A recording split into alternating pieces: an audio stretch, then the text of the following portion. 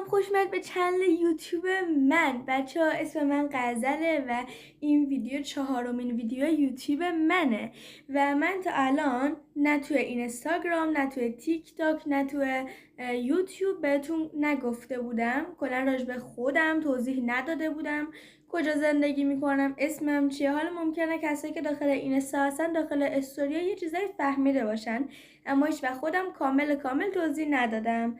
قبل از هر چیزی چنل یوتیوب من رو سابسکرایب کنید، زنگوله بغلش رو بزنید. اینستاگرامم اینجا براتون میذارم، اگه دوست داشتید اونجا منو دنبال کنید. کلی دوستتون دارم.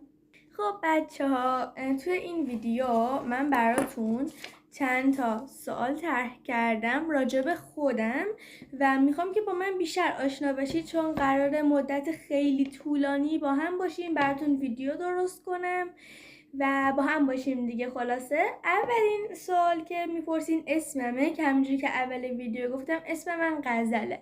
دومین سوال اینه که کجا زندگی میکنین. بچه ها من الان تقریبا 8 ماه و نیمه که با پدرم به سوئد مهاجرت کردم و در حال حاضر داخل شهر توره دارم زندگی میکنم، زیر مجموعه کالکس نزدیک شهر لولئو و اومئو. اینجا زندگی میکنم و قراره اگه خدا بخواد همیشه اینجا زندگی بکنم. سومین سوال تاریخ تولدمه. بچه من متولد مرداد هستم، متولد 5 مرداد هستم و دهه 80یم. و سوال بعدی راجع به خانوادمه. بچه ها مادرم و خواهرم داخل ایران زندگی میکنن، من و پدرم به سوئد اومدیم. خواهرم هم اسمش عسله، اسم منم غزل، این شدیم عسل و غزل. خواهرم یا چند روز دیگه تولدشه، 20 سالش پر میشه، میره داخل 21 سال و متولد سال 83 هستش.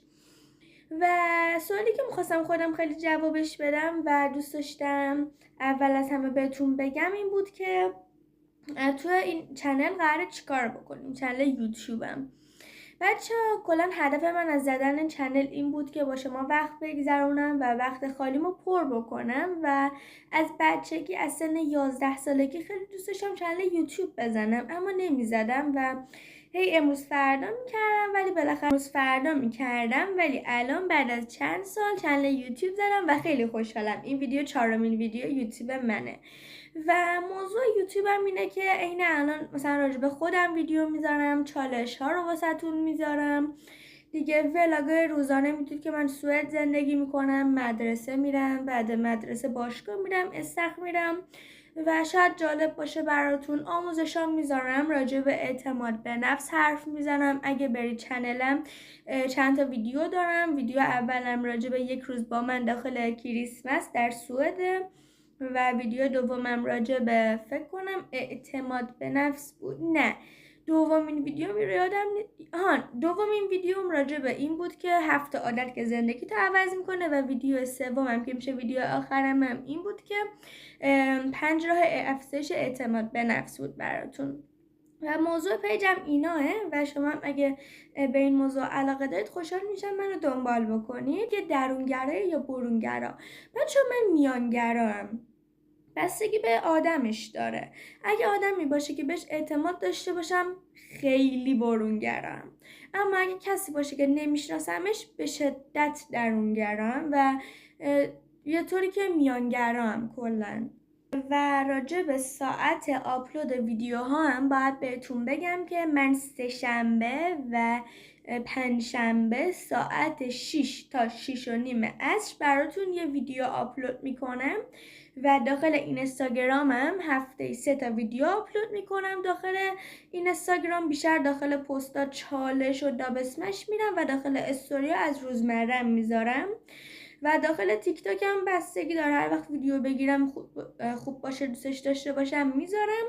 و در حال حاضر 10 روزه دارم داخل یوتیوب فعالیت میکنم و 10 روزه داخل اینستاگرام و 10 روزه داخل تیک تاک. تیک تاک هم در حال حاضر 300 تا و اینستاگرامم 50 تا و یوتیوبم 7 تا سابسکرایبر داره. و الان ما 3 هفته تعطیلات کریسمس داشتیم و فردا اولین روز مدرسه بعد از تموم شدن تعطیلات کریسمسه و اگه بشه چند روز دیگه، شاید فردا، شاید پس فردا، شاید بعدن براتون ویدیو بگیرم، ویدیوی یک روز با من در مدرسه سوئد که فکر کنم دوست داشته باشید. اگه دوست دارید این ویدیو رو بگیرم برای من کامنت بذارید و قرار کلی ویدیو خفن مثل روتین پوستی شبانه من، میکاپ با من، روتین موهام و استایل کردن و این چیزا با هم حرف بزنیم. کلی دوستتون دارم. مرسی که این ویدیو رو دیدید. بریم با هم بتره کنیم. کلی دوستتون دارم. تا ویدیو بعدی، خدافظ.